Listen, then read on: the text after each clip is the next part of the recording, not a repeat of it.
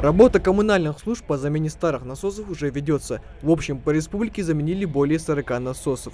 В частности, в Сунжинском районе заменили уже 2 насосных агрегата. Сейчас на очереди 3-я скважина. С помощью специальной техники коммунальщики производят демонтаж старого насоса. Мы сейчас опускаем трубы. У нас вначале насос латыш, глубинный насос. И мы его опускаем, и он качает воду.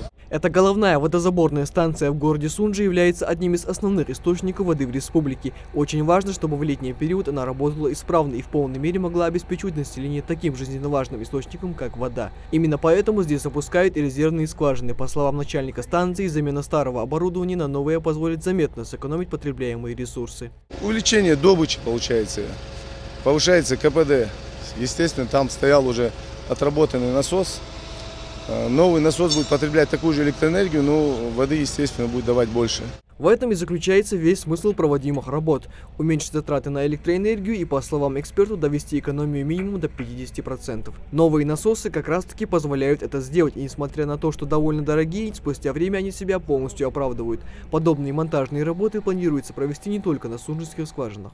Также мы планируем сейчас такие же мероприятия провести в Кантышском водозаборе.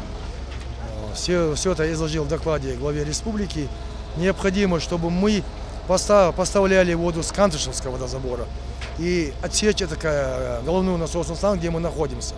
Но до проведения этих масштабных работ нам необходимо снабжать, поэтому в резерве я готовлю.